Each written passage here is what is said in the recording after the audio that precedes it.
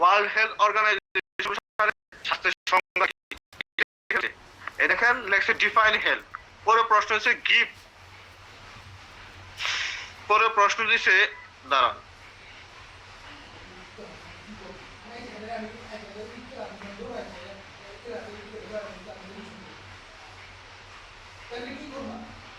পরে প্রশ্ন হচ্ছে give WHO definition of health বা হোয়াট ইজ হেলথ। এইভাবে প্রশ্ন যে কোনো ভাবে করা যায়। তাহলে definition of health according to WHO মানে ওয়ার্ল্ড হেলথ অর্গানাইজেশনের মত অনুসারে হেলথের ডেফিনেশনটা কি আমরা পড়ি। এই যে এইখান থেকে পড়তে হবে এইটুকু। Health is a state of complete physical, mental and social wellbeing and not merely an absence of disease or infirmity। অর্থাৎ স্বাস্থ্য হচ্ছে সম্পূর্ণভাবে শারীরিক, মানসিক এবং সোশ্যাল ওয়েলবিং হতে হবে। Not merely an absence of disease or ইনফার্মিটি, শুধুমাত্র আপনার এই এই হচ্ছে কি কোনো ধরনের হচ্ছে দুর্বলতা বা রোগ না থাকলেই, মনে করেন যে আমি বলি এই কিছু কিছু মানুষ দেখবেন, হ্যাঁ, যে সে শারীরিকভাবে অনেক ফিটনেস। যেরকম আমি বলি আমাদের একটা মানে হচ্ছে ভাতিজা আছে, মানে ভাইয়ের ছেলে, দূর সম্পর্কের একটা ভাইয়ের ছেলে আছে আমার, ওর নাম হচ্ছে নাদিফ। নাদিফ লম্বায় মনে করেন যে আলহামদুলিল্লাহ মিনিমাম হইলো 5.5 ফিট হয়ে যাবে। শারীরিকভাবে সেই সুস্থ এবং হচ্ছে ওর শরীরে অনেক শক্তিও আছে, কিন্তু সে হচ্ছে আপনার মানসিক মানে মানসিক না মেন্টাল ডিজঅর্ডার, মানে নিউরোলজিক্যাল ডিজঅর্ডার, মানে সে কথা বলতে পারে না, বা আমি কি বলি এটা বুঝে না, বা ওটা উত্তর দিতে পারে না, হ্যাঁ, মানে ওয়ান কাইন্ড অফ অটিজমের বাচ্চার মতো। তাইলে এখন আমি ওর সুস্থ মানে সুস্থ মানুষ বলতে পারবো? ওর কোনো ইনফার্মিটি নাই, কোনো দুর্বলতা নাই, অথবা ওর কোনো রোগ নাই। ওর কোনো রোগ আছে? ও কি হচ্ছে চোখে দেখে না, অথবা হচ্ছে ও হচ্ছে আপনার ভাইরাস দ্বারা আক্রান্ত, অথবা ওর হচ্ছে ফুরা হয়েছে, অথবা ওর জ্বর আছে, কিছুই নাই। সে শারীরিক ভাবে সুস্থ, বাট তার কি নিউরোলজিক্যাল ডিজঅর্ডার আছে, মানে কোন রোগ বা হচ্ছে ইনফার্মিটি, দুর্বলতা নাই। বুঝতে পারছেন? শুধু এইটুকু থাকলেই হবে না, তাকে সোশ্যাল ওয়েলবিং হতে হবে। ওই যে যেই মানুষটা খুব হিংসিটা, ও কিন্তু সুস্থ না, কারণ ওই যে মানসিক ভাবে সোশ্যালিজম নাই, মানুষের সাথে মিশতে পারে না। অথবা ওই যে মানসিক ভাবে বিকারগ্রস্ত, সে পাগল অথবা উন্মাদ, অথবা ধরুন হচ্ছে অনেক বেশি কথা বলে, এরকম টাইপের, তাহলে তারা কি সুস্থ বলা যাবে? সুস্থ বলা যাবে না। অতএব একটা মানুষ শুধু শারীরিক ভাবে সুস্থ আছে, হ্যাঁ, তারপরে কোনো দুর্বলতা নাই, তাকেও সুস্থবান বলা যাবে না। তাকে অবশ্যই সোশ্যাল ওয়েলবিং হতে হবে, অবশ্যই মানসিক ভাবে ভালো হতে হবে, এবং কমপ্লিটলি শারীরিক ভাবে তাকে সুস্থ থাকতে হবে। এই তিনটা জিনিসের কম্বিনেশন থাকলেই তাকে সুস্থ বলা যাবে। তাহলে health is a state of complete complete physical, mental and social well-being and not merely an absence of disease or infirmity। কথা ক্লিয়ার? বুঝতে পারছেন? Yes, sir. জি স্যার। জি তাহলে স্যার। আজকে আমরা হেলথের ডেফিনেশন বাজ্যা খায়া ফেলবো, মানে হেলথ বলা দেরি হবো, কিন্তু ডেফিনেশন মুখস্থ করা বা ডেফিনেশনের উত্তর দেওয়া দেরি হবে না, ঠিক আছে? এটা কি করতে হবে? বাজ্যা খায়া ফেলতে হবে। এখন মনে করেন যে আপনার মুখস্থ হয়েছে না, তাহলে কি করবেন? তাহলে একটা বুদ্ধি আছে, এই হেলথের ডেফিনেশনটা লিখবেন খাতার মধ্যে। খাতার মধ্যে লেখা, হ্যাঁ, 1 গ্লাস পানি নেবেন, ওই পানির মধ্যে ওইটা চুবাবেন, চুবানোর পরে হ্যাঁ ওই পানিটা খায়া ফেলবেন, তাহলে হচ্ছে আপনার মুখস্থ হয়ে গেল। সুন্দর বুদ্ধি না? এটাও তো অন্তত করতে পারবেন। জি স্যার। আচ্ছা ইনশাআল্লাহ। হ্যাঁ, বলেন যে স্যার ওইভাবে লাগবে না, এমনি ব্রেনের মধ্যে থাকবে ইনশাআল্লাহ। হ্যাঁ, ওকে। তাইলে আমরা হেলথের ডেফিনেশনটা মুখস্থ করে ফেললাম। আচ্ছা, এরপর আমরা হচ্ছে যে চ্যাপ্টার বা যে টপিকসে আলোচনা করব,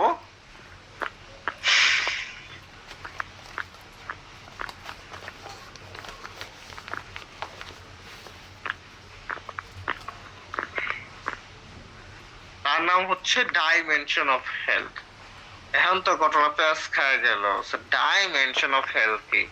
ডাইমেনশন মানে হচ্ছে মাত্রা। মাত্রা কয় না, বেয়াদবের একটা মাত্রা আছে, পাগলগিরির একটা মাত্রা আছে, হাসার একটা মাত্রা আছে, পড়াশোনা করার একটা মাত্রা আছে, ঠিক এরকম স্বাস্থ্যের একটা মাত্রা আছে। এটাকে বলা হয় ডাইমেনশন অফ হেলথ। কি কি মাত্রা? ওই যে শারীরিক ভাবে সুস্থ, মানসিক ভাবে সুস্থ, তারপরে সোশিওলজিজম মানে সে সামাজিক মানুষ, তারপর ধরুন হচ্ছে স্পিরিচুয়াল মানে আধ্যাত্মিক। স্পিরিচুয়াল মানে আধ্যাত্মিক মানে কি, কিছু কিছু মানুষ আছেন দেখবেন কিছু কিছু খাড়াই আছে না, যে বাতাস এটা তো দেখি না, এটা আইলো কই, আল্লাহ আমগরে সৃষ্টি করছে কেমনে, কব্বর দেয়া সাপ দিব, এটাকে বিশ্বাস করতে, মানে এরকম কিছু আধ্যাত্মিক টাইপের মানুষ আছে। হ্যাঁ, মানে তার মধ্যে অনেক বেশি খটকা পণ্ডিত টাইপের, অনেক বেশি ভাবে, অনেক বেশি চিন্তা করে। তাহলে যারা অনেক বেশি ভাবে বা অনেক বেশি মানে তার আত্মার সাথে তার মনকে মানাইতে পারতেছে না, এটা হচ্ছে স্পিরিচুয়াল ডাইমেনশন। অর্থাৎ এই যে বিশ্বাসটা আছে বা আত্মার সাথে তার মনটাকে মানানো, নৈতিকতাতে বিশ্বাস করা, এটা হচ্ছে স্পিরিচুয়াল ডাইমেনশন। এরপরে ইমোশনাল ডাইমেনশন কিরকম, কিছু কিছু মানুষ আছে অনেক বেশি ইমোশন।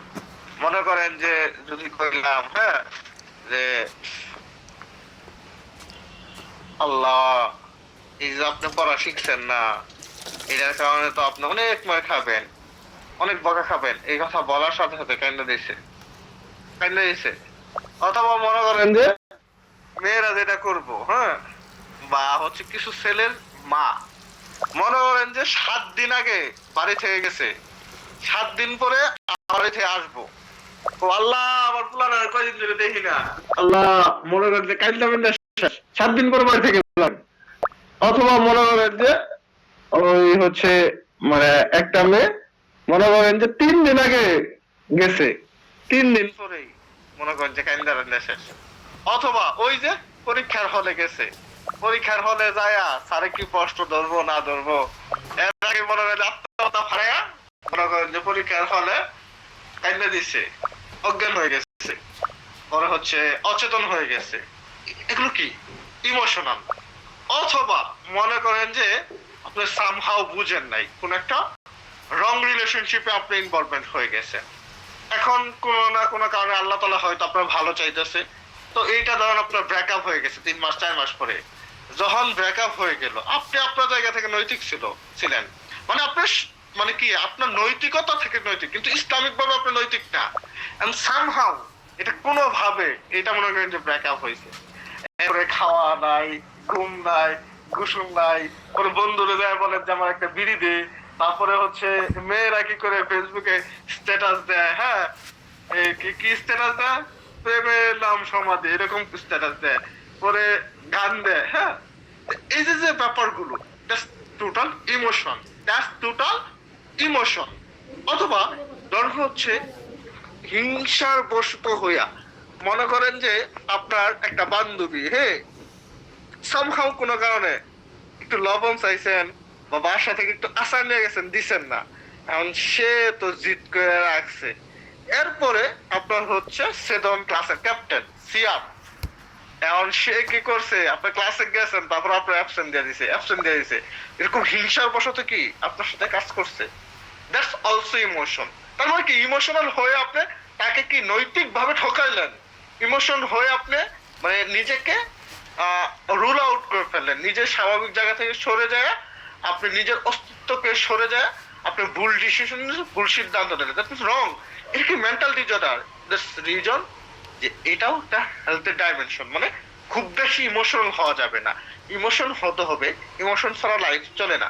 যদি কারোর মধ্যে ইমোশন না থাকে, তার মধ্যে যার মধ্যে কোনো প্রেম নাই, তার মধ্যে কোনো মায়া মহব্বত বা কোনো কিছুই নাই তার মধ্যে, এবং সে লাইফে সার্ভাইভ করতে পারবে না, সে সবসময় রুট থাকবে, তার আচরণ আচরণ খুবই খারাপ হবে। এভাবে তো একটা মানুষ লাইফ লিড করতে পারে না। সো ইমোশন নিজের সাথে ব্যালেন্স রাখতে হবে, যদি বেশি ইমোশনাল হয়ে যান দ্যাটস মিন আপনি অসুস্থ। ঠিক আছে, ডাইমেনশন অফ হেলথ এর মধ্যে। ওকে ওকে, এরপর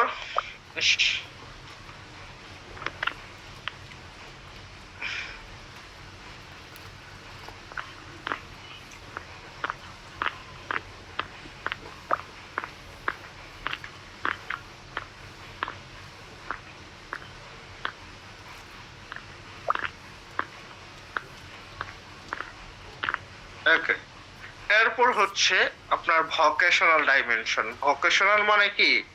কার্যক্ষমতা। হুম, কিরকম কার্যক্ষমতা?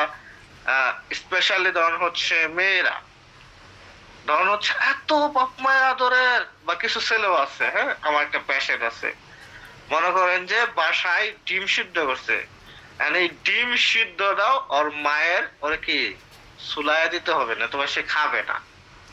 তার মানে কি, তার কারিগরি ত্রুটি আছে, ও নিশ্চিত অসুস্থ মানুষ। তোর যদি এই দক্ষতা পাই না থাকে, তাহলে কেমনে কি, পরে যখন জামাইয়ের ঘরে যাবি, দিব জামাই মার, দিব পিডা, তখন কি করবি? তখন তো কিছু করার নাই। Just vocational dimension. আবার ধরুন হচ্ছে যে আপনার হচ্ছে সে শুধু খালি পড়াশোনাই করছে, শুধু পড়াশোনাই করছে, তার অন্যদিকে কোনো ট্যালেন্ট নাই, কোনো মেধা নাই, কোনো দক্ষতা নাই, তাহলে কি এটাও তো ল্যাকিং। দ্যাটস মিন সে স্বয়ংসম্পূর্ণ না, সে পরিপূর্ণ না। এটা তার একটা বড় ধরনের অসুস্থতা। তার মানে কি, ভোকেশনাল স্কিলও অবশ্যই আপনাকে ডেভেলপমেন্ট করতে হবে, কারণ লাইফে আপনি যদি ধরেন হচ্ছে সার্ভাইভ করতে যান, তাহলে কিন্তু আপনার অন্যের সাথে ঝগড়া করার যোগ্যতাও থাকতে হবে। যদি অন্যের সাথে ঝগড়া করার যোগ্যতা আপনার না থাকে, তাহলে আপনাকে সারা জীবন ঠকতে হবে। কোনটা ভালো কোনটা মন্দ সেটা বুঝতে হবে। কোন প্রস্তাব, কোন বন্ধু, কোন বান্ধবী আপনার জন্য কল্যাণকর বা ভালো বুদ্ধি দিতেছে, ভালো পরামর্শ দিতেছে, সেটা আপনার বুঝতে হবে। বা কোন টিচার বা কোন শিক্ষক আপনার জন্য মানে নৈতিকভাবে আদর্শিক বুদ্ধি পরামর্শ দিতেছে, সেটাও মানতে হবে। ঠিক আছে? So vocational dimension must you need. Okay, আচ্ছা, এরপরে হচ্ছে ফিলোসফিক্যাল ডাইমেনশন। ফিলোসফি বুঝেন না, তার নিজস্ব ধারণা, আধ্যাত্মিকতা। মানে অনেকে চিন্তা করে যে ইস, আমার জীবনে খালি দুঃখ আর দুঃখ, না পাইলাম বন্ধু, না পাইলাম এই, না পাইলাম সেই। মানে সে খুব ডিপ থাকে, খুব ডিপ থিঙ্কিং করে, মানে তার ফিলোসফি রং। অথবা দেখবেন যে কমন সেন্স ল্যাকিং থাকে। কমন সেন্স ল্যাকিং মানে কি, ধরেন হচ্ছে আপনার হচ্ছে একটা টিচার ক্লাসে গেছে, সে সামহাউ মনে করেন যে এত ভ্যালুয়েবল টিচার না, বা আপনার ডিপার্টমেন্টের টিচার না, সবাই দাঁড়ায় সম্মান করেছেন, আপনি বইসা রয়েছেন, আপনার যুক্তি কি? তো এই বেটা কেন, এই বেটা তো আমি চিনি না, কিসের টিচার, আমার তো পড়াইছে না। এটা কি, ইউ আর টোটাল অ্যাবসলিউটলি কি আপনি রং। মানে আপনার ফিলোসফি অন্যরকম।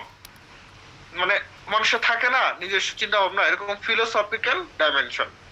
কালচারাল ডাইমেনশন, সাংস্কৃতিক ডাইমেনশন, মানে এই যে আমাদের সাংস্কৃতিক বা সামাজিক যে আচার আচরণ আছে, যেরকম ধরুন হচ্ছে আপনার মানে ছোটদের স্নেহ করা, বড়দের শ্রদ্ধা করা, অথবা ধরুন হচ্ছে আপনার সালাম কালাম দেওয়া, অথবা ধরুন হচ্ছে আপনার মানে সামাজিক যে অনুষ্ঠানগুলো হয়, বিবাহতে অংশগ্রহণ করা, অথবা ধরুন হচ্ছে কারো হচ্ছে মানে সভা মাহফিলে পার্টিসিপেট করা, অথবা মসজিদ বা মন্দিরের প্রতি দায়বদ্ধ থাকা। এই যে সামাজিক যে কালচার আছে, এগুলোতে পারে। এখন যদি মনে করেন যে সমাজে একটা মানুষ বসবাস করে, সে মসজিদে মানে ধরেন হচ্ছে হুজুরের যে বেতন, সে বেতন দেয় না, সে খাবার দেয় না, সে নামাজ পড়তে আসে না, সে ভাবে আমি ঘরে নামাজ পড়বো, সে বলে আমার হুজুর দেওয়া দরকার কি। অথবা ধরুন হচ্ছে একটা মাহফিল করলেন, 200 টাকা ধরছে, দেয় না। তাহলে এরকম টাইপের যদি একটা লোক আপনার সমাজে থাকে, তাহলে আপনি তারা কি সুস্থ মানুষ বলবেন? বলেন তো, বলেন তো। না স্যার। সুস্থ মানুষ বলবেন না কিন্তু, তাই না? তো এটা হচ্ছে কি cultural dimension. So must you need to obey this cultural dimension. হ্যাঁ, ওকে,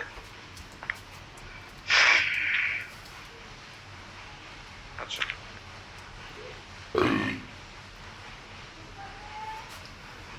তো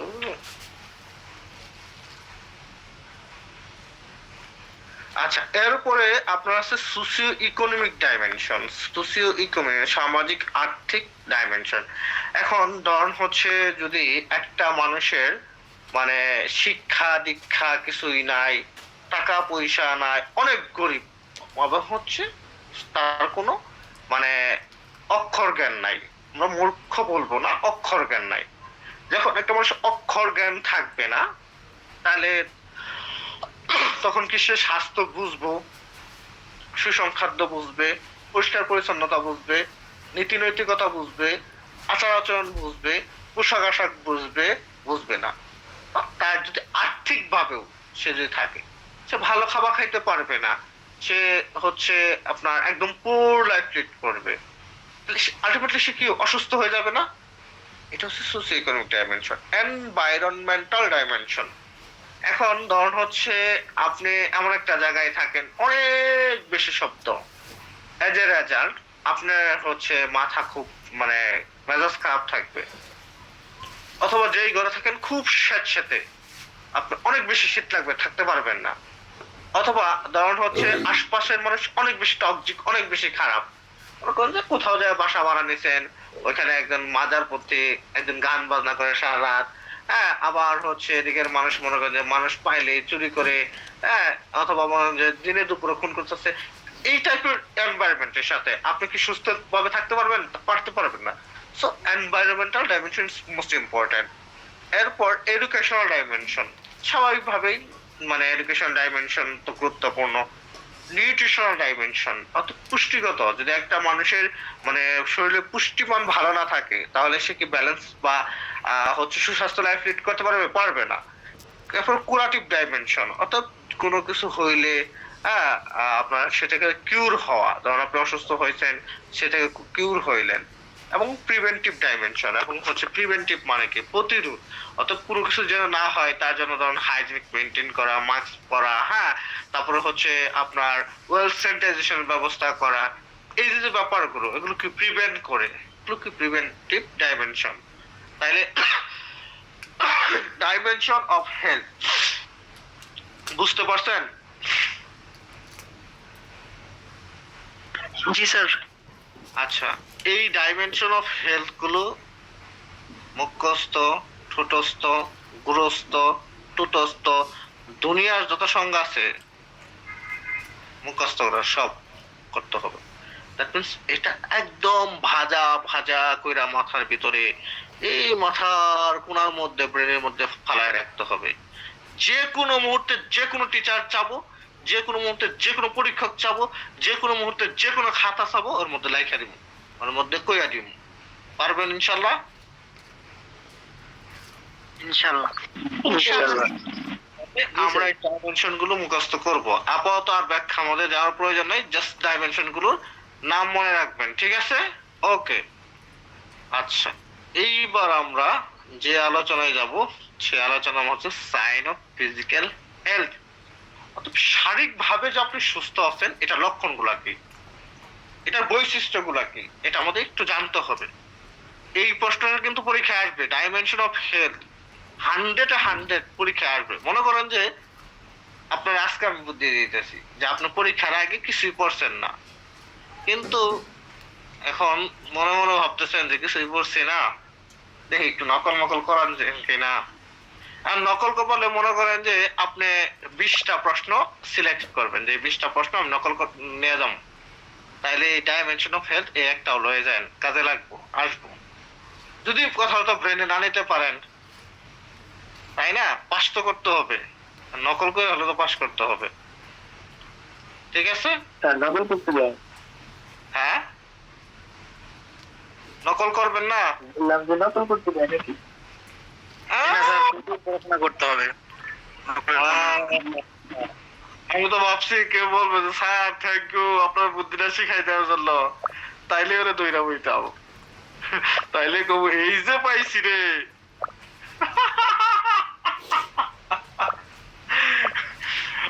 একটা হচ্ছে আপনার কিনা মানে short film, organo short film, মানে হচ্ছে একটা লোক আর কি এরকম একটা ট্র্যাপে পড়ছে, তখন ওই লোকে বলে এই যে পাইছি রে, এই যে পাইছি রে, এরকম ব্যাপারটা আমি আপনাদের ধরতাম, এই যে পাইছি রে। যাক, আপনারা চালাক আছেন, বুদ্ধিমান আছেন, হ্যাঁ, অবশ্যই আমরা নকল করবো না। মানে এই প্রশ্নটা এইভাবে বলার উদ্দেশ্য হচ্ছে গুরুত্ব বোঝানো, হ্যাঁ, তার মানে কি এটা আমাকে শিখতেই হবে, হ্যাঁ, ওকে। আচ্ছা, এরপর সাইন অফ ফিজিক্যাল হেলথ, অর্থাৎ শারীরিক ভাবে সুস্থ থাকার জন্য যে ক্রাইটেরিয়া গুলো সেটা। Good complexion. গুড কমপ্লেকশন মানে কি, আপনার ধরেন হচ্ছে হাইট অনুসারে আপনার বডি ফিটনেস থাকা। মনে করেন যে আপনি 5.5 ফুট, কিন্তু মাশাল্লাহ শরীরে এরকম মুটকা। এখন যদি আপনি রাস্তাঘাটে হাঁটেন তখন আপনার মোটু ডাকে, দ্যাটস নট গুড কমপ্লেকশন। অথবা মনে করেন যে আপনি এরকম হচ্ছে অনেক লম্বা মানুষ, কিন্তু এরকম শুকনা, হ্যাঁ, শুলার মতো, মানুষ আপনার পাতলা ডাকে, শুলা ডাকে, মানে মজা করে, দ্যাটস নট গুড কমপ্লেকশন। অত আপনার হাইট যেটাই হোক সেটার সাথে আপনার বডি ফিটনেসের অ্যাডজাস্ট থাকা, দ্যাট ইজ গুড কমপ্লেকশন। তারপর ক্লিন স্কিন। মনে করেন যে অনেক স্কিনে দেখবেন এই শীতের মধ্যে বিশেষ করে, হ্যাঁ, যে এই যে আমরা টিপু ভাইয়ের মতো অনেক লোক আছে, বিশেষ করে ছেলেরা, এক্ষেত্রে মেয়েরা খুব সিনসিয়ার স্কিনের ব্যাপারে। ছেলেরা মনে করে যে 10 দিন যায়, 12 দিন যায়, যেই প্যান্ট, যেই শার্ট, যেই ড্রেস, ওইটাই ওইটাই চলতেছে। পরের দিন যায় দেখবেন যে শরীরে এরকম করে চুলকাইতেছে, এরকম করে চুলকাইতেছে। এরকম আছে না? আছে, এরকম অনেক পাপি কিন্তু আছে। হ্যাঁ, মেয়েরাও আছে। না, মেয়েরা যত শীত থাক, যত নাই কিছুই, স্যার নাই। যত শীত থাক, যত কিছুই হোক, ওরা অন্তত এই ব্যাপারে মানে নিট এন্ড ক্লিন এর ব্যাপারে ওরা দুনিয়াতে এই কয়েকটা জিনিস খুব ভালো পারে। নিট এন্ড ক্লিন থাকা, তারপর মনে করেন যে ভালো হিংসা করা, আর মাশাল্লাহ একটা জামাই যদি হয় তার মাথা খাওয়া। এই কয়েকটা জিনিস খুবই ভালো পারে। ঠিক আছে, আচ্ছা, ওকে। তাহলে আমরা ক্লিন স্কিন বুঝলাম, ব্রাইট আই অর্থাৎ চোখটা পরিষ্কার থাকতে হবে, গুড অ্যাপিটাইট মানে সঠিক খাদ্যাভ্যাস। হ্যাঁ, গুড অ্যাপিটাইট মনে করেন যে কেউ বলে স্যার কিছু খাবার মন ধরে না, অথবা মনে করেন যে আজকে খাইছেন সকাল 10টায়, পরের দিন আবার খাইছেন সকাল 12টায়, অথবা মনে করেন যে আপনার মানে 2 দিন গেলে ক্ষুধা লাগে না, হ্যাঁ, অথবা মনে করেন যে খালি আধা ঘন্টা পরে খাই খাই, এরকম। That's not good appetite. অর্থাৎ খাবার সুনির্দিষ্ট পরিমাণে খাওয়া, সুনির্দিষ্ট সময়ে খাওয়া, এবং ব্যালেন্স, সুষম ডায়েট মানে ব্যালেন্স ডায়েট, সঠিক পরিমাণে খাওয়াটাই হচ্ছে good appetite. Sound sleep, that means আপনার যেটা মানে পরিপূর্ণ ঘুম, যেটা কারণ হচ্ছে রাত আপনি 10:30টায় ঘুমিয়ে পড়ছেন, 10টায় ঘুমিয়ে পড়ছেন, ফজরে উঠছেন, আবার হচ্ছে হয়তো দুপুরে পরে একটু ঘুমান, পরের দিন আবার এইভাবে মানে রেগুলার আপনি 7-8 ঘন্টা বা 8-10 ঘন্টা ঘুমাইতে পারেন। অথবা মনে করেন যে এই যে বর্তমানে তো আমার একটা আছে মেসেঞ্জার, আর অমুক পাশে অমুক বেড়া অমুক বেড়িতে আছে, এই বেড়া বা বেটির সাথে চ্যাট করতে হতে রাত 2টা যায়, 3টা যায়, পরের দিন সকাল 10টায় সময় উঠে চোখ হচ্ছে লাল হয়ে যা, চোখের নিচে কালি পইরা যা, that's not sound step, that's not sound step. এরকম আসামি কিন্তু আমাদের গ্রুপেও আছে। হ্যাঁ, যে মনে করেন যে ক্লাসটা শেষ হবো, ওই যে বেটির সাথে মনে করেন যে রাত 2টা যাবো, 3টা যাবো, কথা বলতেই থাকবো, কথা বলতেই থাকবো। এদিক দিয়ে মনে করেন যে যখন আইসিতে ক্লাস শুরু হবো, আল্লাহ সকাল 8টায় তো ক্লাস, আর সকাল মনে করেন যে 7:55 মধ্যে উঠটা মনে করেন যে 7টা খালি দিব, মুখটা খালি করবো, আর দৌড়াইতে ধরে শাড়ির বোতাম মারবো, আর মনে করেন যে জুতা মনে করেন যে যেটি আছিল মাশাল্লাহ বাদ, স্যান্ডেল লয়ে দিব দৌড়ে ক্লাসে যায় উপস্থিত। তাহলে স্যার মেয়েরা কি করবে? মেয়েদের তো অনেক সাজুগুজু করতে হয়। না, ওরা হচ্ছে হয়তো মনে করেন যে এই পাপের পাপিষ্ট হইলেও ওরা হয়তো মনে করেন যে একটু তাড়াতাড়ি ক্লাসে যাব। হ্যাঁ, তবে আই হোপ আমার আশা বা আমার প্রত্যাশা যে আমার স্টুডেন্টরা এরকম কোন ট্র্যাপ বা এরকম কোন ট্র্যাকিং এর মধ্যে পড়বে না, ইনশাআল্লাহ। স্যার ইনশাআল্লাহ। আপনি কেমন করছেন?